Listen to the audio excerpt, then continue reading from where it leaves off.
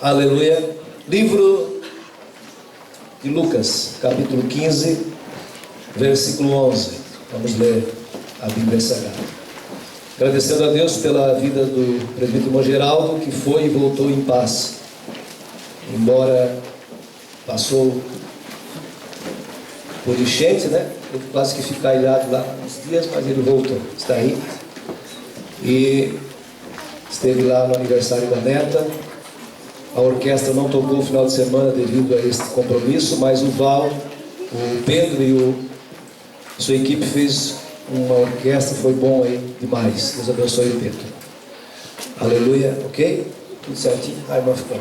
Beleza. 15 e 11. Vamos ler a Bíblia. Os que puderem acompanhar, fiquem com a Bíblia aberta. Continuou: certo homem tinha 2 filhos. O mais moço deles disse ao pai: Pai, dá-me a parte dos bens que me cabe. E ele lhes repartiu os haveres. Passados não muitos dias, o filho mais moço, juntando tudo que era seu, partiu para uma terra distante e lá despedaçou todos os seus bens, vivendo dissolutamente. Amém. Os irmãos podem sentar. Nós temos aqui 3 parábolas. A parábola da ovelha perdida, a parábola da dracma perdida e a parábola do filho pródigo. A parábola da ovelha perdida, a ovelha está perdida. A dracma desapareceu e o filho está padecendo. Então, são 3 parábolas que Jesus está contando aos seus discípulos. A Bíblia fala de que, eu estava falando com o Altair sobre algumas linhas teológicas sobre essas parábolas. Quando nós pregamos sobre a ovelha perdida, nós pregamos que o pastor deixa 99 no aprisco e vai buscar uma que está perdida. Na realidade, esta parábola do pastor, ela é uma parábola no discernimento espiritual. Porque na realidade Jesus estava falando com os escribas, os fariseus e também com aqueles que estavam seguindo ele. E quando ele fala da parábola do pastor, ele diz que ele deixa 99 no aprisco e sai em busca de uma ovelha perdida.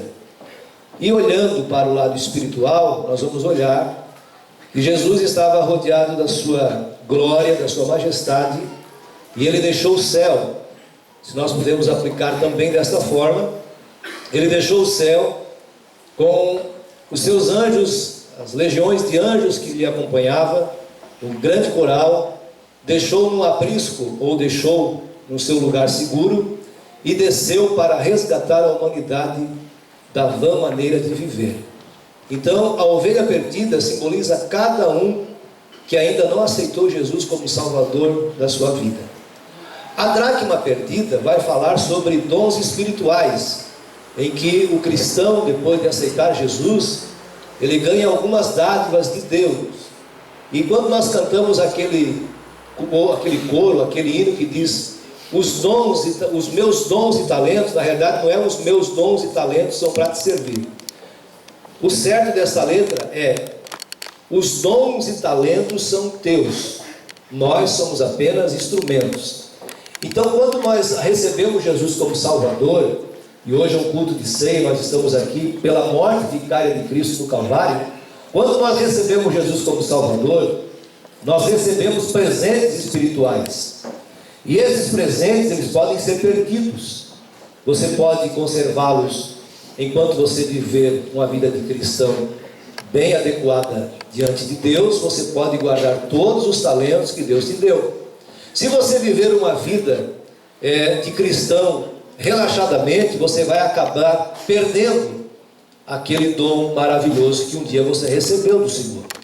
Só que a diferença desta mulher, que ela perde a dracma, que ela perdeu essa dracma, e essa dracma se perdeu dentro de casa, dentro da igreja, ou dentro da sua própria casa, ela toma uma providência antes que perca as outras 9. Ela procura diligentemente. Aí tem a lição da vassoura, tem a lição da lâmpada, tem a lição da casa e tem a lição da alegria quando ela encontra o que perdeu. Hoje é bem difícil encontrar alguém alegre por encontrar aquilo que perdeu, porque tem gente que se contenta em perder e não buscar o que perdeu. Tem gente que vive acomodado com 5 quando poderia ter 10. Tem gente que vive acomodado com o dar glória a Deus enquanto ele poderia ser um profeta, enquanto ele poderia ser um homem mais usado nas mãos de Deus. Ele se contenta só com aquilo. É diferente de Ezequiel, quando o Deus mostra a visão para Ezequiel e ele está com água nos tornozelos e Deus vai medindo e a água vai vindo no joelho, depois vem na cintura, depois vem nos lombos e depois ele não consegue mais ficar ou dar pé. Ou seja, é como você entrar numa água, você entra numa lagoa e essa lagoa você vai afundando e de repente você perde o chão debaixo dos seus pés, você tem que nadar. Na realidade, o crente, para ele viver uma vida espiritual bem protegida, ele deve nadar no Espírito de Deus. E o nadar no Espírito de Deus não é um sinal apenas em pular, saltar, isso faz parte de um crente cheio do Espírito Santo, mas ele precisa se preocupar de estar cheio da graça de Deus. E isso não acontece mensalmente, isso não acontece semanalmente, isso acontece na vida dioturna de cada cristão. Você não pode ser aquele crente que é visto ou lembrado apenas no culto de Santa Ceia. Você deve ser aquele cristão que é conhecido por Deus todos os dias. Você não pode se contentar em que você perdeu um dom ou você foi ferido em alguma coisa e você fica remoendo aquilo que lhe machucou e você acaba dizendo assim: não preciso mais disso porque isso me traz problema. Esta mulher, ela tinha esta moeda, das 10 que ela tinha, ela perdeu uma, mas esta uma fazia falta. Por quê?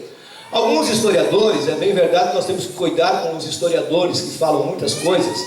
Alguns historiadores dizem que esta moeda era romana, e ela tinha alguma importância, um valor monetário que era de muito valor, mas para as mulheres que ainda não eram casadas, elas usavam como uma diadema, e essa diadema possuía 10 moedas. Então quando essa mulher perde uma moeda, automaticamente ela ficaria uma moça que ainda não estaria preparada para casar. Então por isso que ela faz essa procura rápida, e quando ela acha, ela chama as amigas e faz uma festa.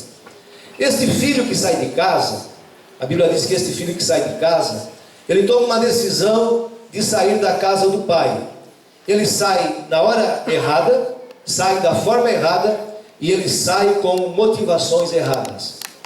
Ele não saiu para ser um missionário, ele não saiu para fazer a obra de Deus, e ele não saiu com convicções de voltar mais crente ou de ser mais cheio de Deus.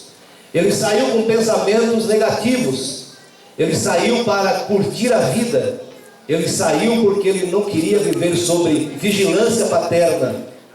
E muitos crentes, muitos de nós, não queremos mais leis, não queremos mais que nós venhamos ser cobrados, porque nós queremos viver livres. Nós vivemos livres em Cristo, mas a igreja e Deus exige de nós obediência. Amém? Quando você perde e sai desta forma, você perde, você desce e você se quebra. O filho pródigo perdeu, desceu e se quebrou. É a lição do Jonas. Deus tinha um projeto com Jonas. O Jonas achou por bem fugir da presença de Deus. Ele desceu, perdeu e se quebrou. Por quê? Porque Deus tinha um propósito e Deus tinha a segurança para ele. É bem verdade que olhar para o que os ninivitas faziam com os profetas, era muito difícil achar um crente corajoso para ir a Nínive. Mas se Deus estava com a sua convicção de que Jonas seria o homem que faria a diferença, o Jonas deveria entender que Deus estaria com ele. É o que nós devemos entender. Nós não devemos fazer nada sem convicção de que é Deus. E quando é Deus, não ter medo de fazer. Quando é Deus que está nos impulsionando, nós não devemos ter medo de fazer as coisas. Agora, quando não é Deus, nós descemos, perdemos e se quebramos. Por que nós descemos, perdemos e se quebramos? Porque ninguém deve sair da casa de Deus na hora errada. Porque sair da casa de Deus já é errado. Sair da presença de Deus já é errado. E sair da forma errada também, com confusão, arrumando amuleto, dizendo assim, estou saindo por causa disso, daquilo, daquilo outro. Na realidade, o culpado de todas as coisas que acontecem na nossa vida somos nós. A Bíblia diz que não veio tentação sobre o homem a não ser humana, porque Deus a ninguém tenta. Deus, Ele não tenta ninguém. Quando alguém é tentado pelas suas próprias concupiscências. E as concupiscências do ser humano, elas são falíveis. E elas têm um limite de visão. Você consegue enxergar apenas, quem sabe, um palmo à frente do nariz, como você enxerga literal. Mas espiritualmente, nem um palmo à frente do nariz você consegue enxergar. Se não for os anjos de Deus nos dar vitória e pelejar por nós, nenhum de nós estaríamos aqui nesta noite. É verdade. Você entendeu o que eu falei?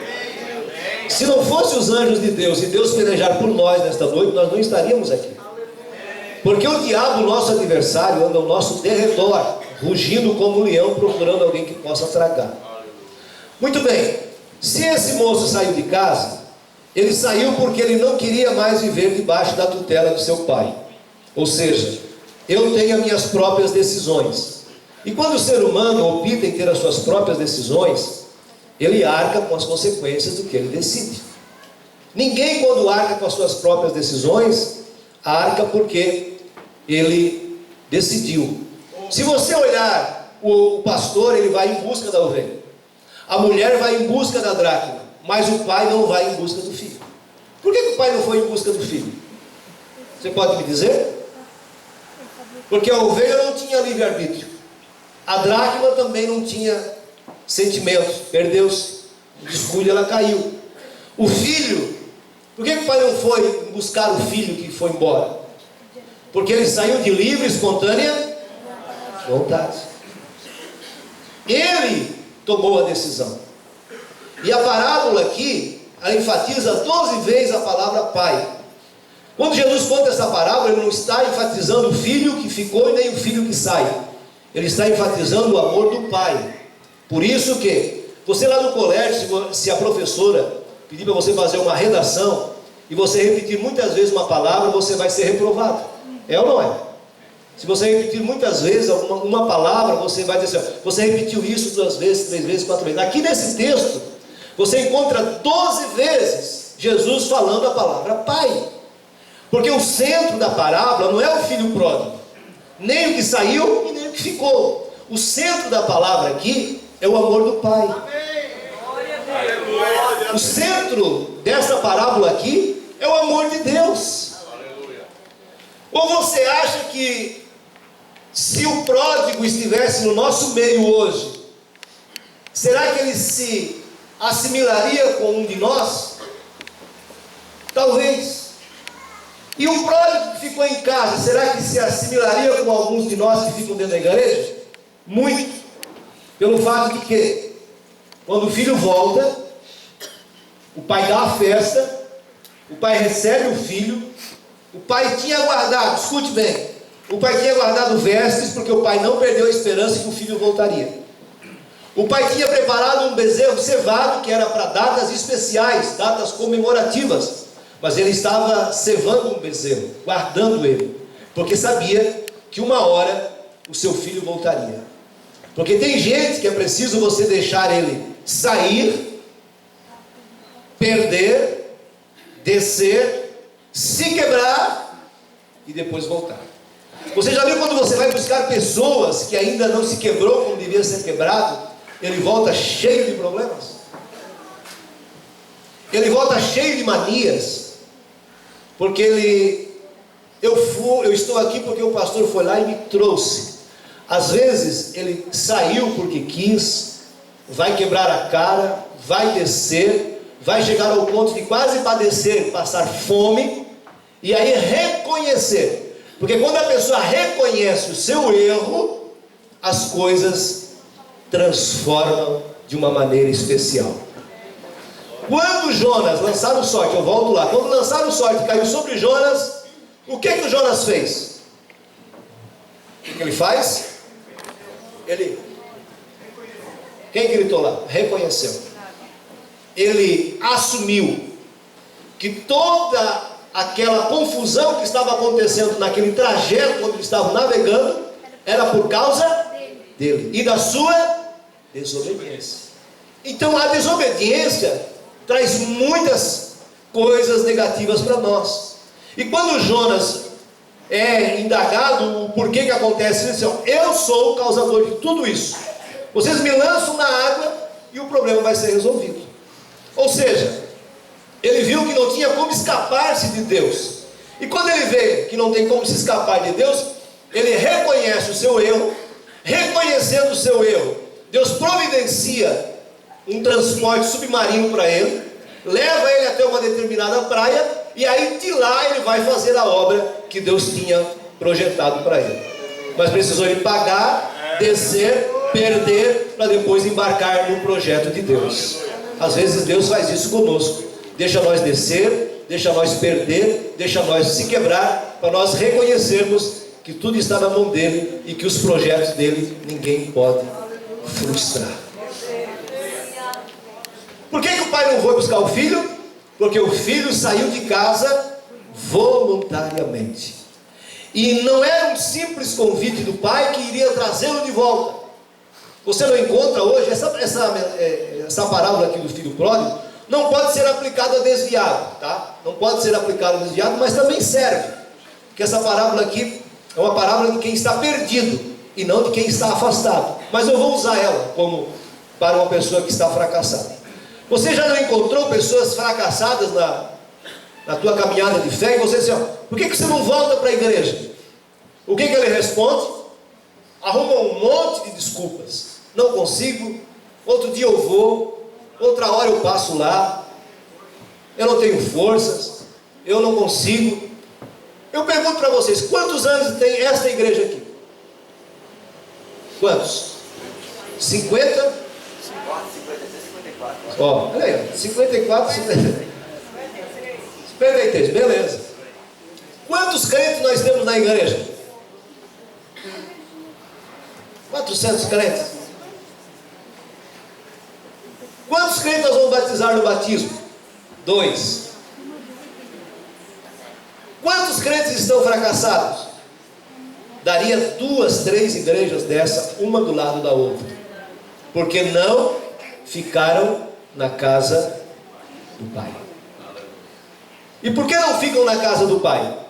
Porque tiram os olhos de Jesus, porque olham para a falha do homem, porque olham para as fraquezas do ser humano. Enquanto o escritor aos Hebreus, no capítulo 12, versículo 2, diz assim, olhando para Jesus, autor e consumador da nossa fé. Nele nós não temos sombra de variações. Ele é perfeito, ele é santo e ele nunca falhou com ninguém. Ele é santo, ele é perfeito e ele nunca falhou com ninguém. Alguém pode levantar a mão por isso? Amém? Uma coisa é que o pai não sai buscar o filho porque seria inútil, porque ele só voltaria para casa depois de que ele entendesse que ele saiu de uma casa onde ele tinha tudo. Ele saiu de uma casa onde ele tinha, diga comigo, onde ele tinha tudo. Diga para o seu irmão: nunca saia da casa que você tem tudo. Não saia. Por que nunca sair da casa que você tem tudo? Porque a casa que você tem tudo, você não sente falta de nada. Escute bem o que eu vou falar. E quando você não sente falta de nada, o diabo vai colocar algo no teu coração que é carnal. porque você está satisfeito espiritualmente, o diabo vai lançar uma seta maligna para tirar você da presença de Deus. Então você nunca saia do lugar que você tem tudo. Por quê, pastor? Porque quando você sai do lugar que você tem tudo, você só vai dar valor que você tinha tudo quando você não tiver nada. Aí eu pergunto para mim e para você: o que você tem de Deus hoje na sua vida? Você tem tudo ou você não tem nada? Eu tenho tudo ou eu não tenho nada? Será que a resposta seria: eu tenho tudo porque eu estou aqui dentro da igreja? Não. A resposta correta é saber como está o teu coração diante de Deus. É saber que aonde você colocar a planta dos teus pés, ali o Senhor entra com você. É saber que quando você pensar em enganar, mentir, ou fazer qualquer uma outra coisa que desagrade a Deus, você está fazendo longe do Pai, mas não longe de Deus. Quando você está naquele ambiente que está só você, seus amigos, seus colegas, você, seu namorado no Face ou no WhatsApp, ou em qualquer rede social, a irmã ou irmão, e alguns irmãos que ousam até, e irmãs que ousam usar o WhatsApp para mostrar muitas coisas, irmãos que usam o WhatsApp para mandar piadinhas. Você acha que Deus não vê essas coisas? Pastor não vê, e pode ser hackeado, pode ser, mas Deus vê todas as coisas. É nesta hora que nós devemos saber que o Pai nunca abandona seus filhos, e que tudo que o homem faz, Deus está com seus olhos abertos e atentos para ver. Eu posso me maquiar, eu posso me disfarçar atrás da minha roupa, eu posso ficar mais bonito ou mais feio com a roupa que eu estou, assumindo um lugar de pastor, e posso tentar ludibriar a igreja, mas Deus, Ele não olha horizontal, Ele olha de cima para baixo, e não tem como eu me esconder de Deus. Esse menino sai de casa, ou esse rapaz, para não pegar a frase de menino de ontem, esse rapaz sai de casa dizendo assim: ó, não quero mais ser cobrado, chega de eu estar devendo satisfação para meu pai, para minha mãe, vivendo com meu irmão, não quero mais isso, quero uma vida livre. Não é o que a igreja quer hoje? Vamos orar, vamos jejuar, vamos ler Bíblia.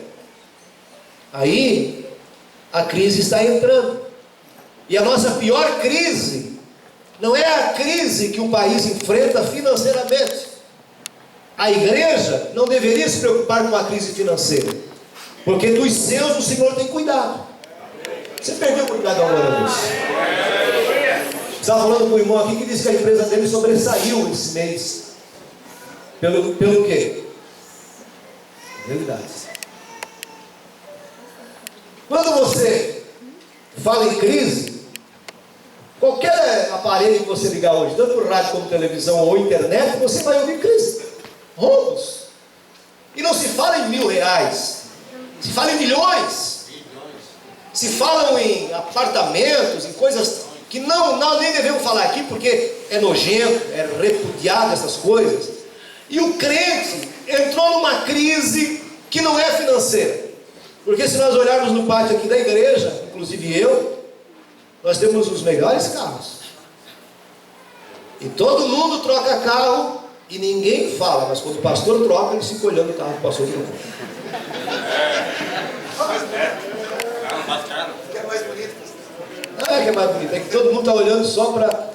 E eu sou igual a vocês, eu administro o que eu ganho e eu posso fazer o que eu quero com o meu dinheiro, desde que eu não faça ilicitamente. Meu tesoureiro está lá, eu não coloco mão em dinheiro, eu só pego e levo para a igreja sede, e eu tenho a minha consciência tranquila. Todo mundo troca carro, o Marcos trocou carro, o Maurício trocou carro, o Rogério trocou carro, o Emerson trocou carro, todo mundo trocou carro aqui, ninguém falou, mas se eu trocar o carro, porque a minha garagem está ali, se eu trocar, e eu vou trocar, eu vou dizer vocês que eu vou trocar daqui a pouco, tá? Semana que vem eu já vou trocar, então você já vai murmurando já.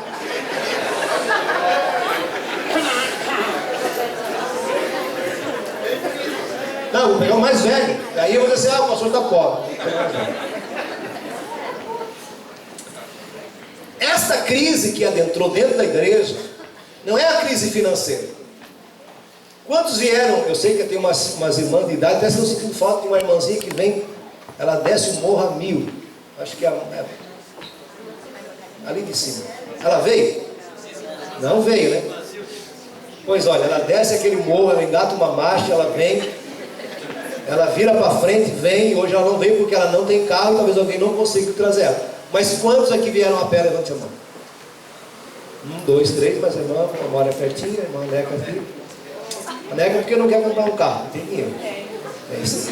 Vende pão e cavaquinho à torta e à direita. Tem bastante dinheiro. Mora pertinho, aí é bom vir a pé, porque quem mora perto, a não ser que ele suba e vem a pé, dá espaço para quem não tem carro. Acho que a Miriam também veio a pé, né? Veio a carro também. Então, quem é que veio a pé? As 3, 4 pessoas. Aí, beleza. Mas no demais, o senhor veio a pé porque não quis ter um carro também, né? O irmão Alfredo lá, não vinha de caminhão, botava aqui dentro.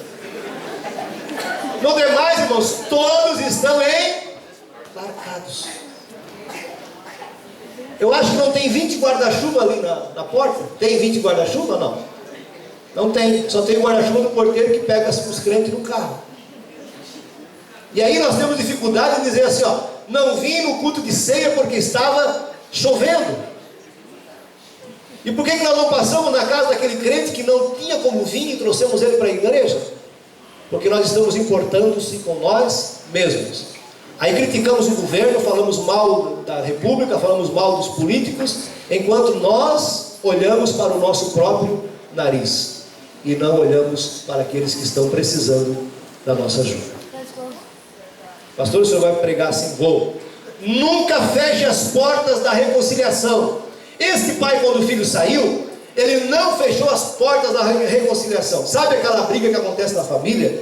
E quando o filho sai de casa, ou a filha, ou o pai, ou a família, ou a esposa, ou o esposo sai de casa, e se usa aquela expressão assim, ó, tu nunca mais volte. Nunca faça isso. Use a bolsinha do mercado que diz assim, ó, volte sempre.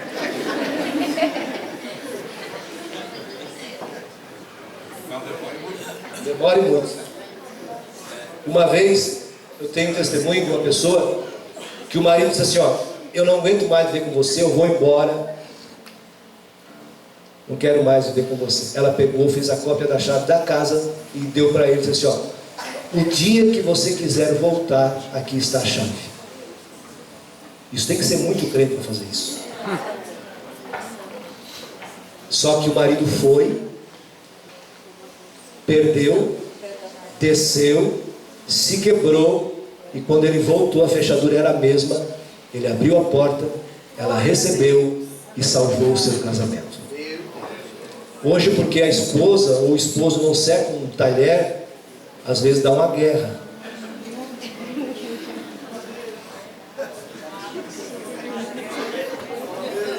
Quem é que gritou falando isso? Está passando essa dificuldade, não é?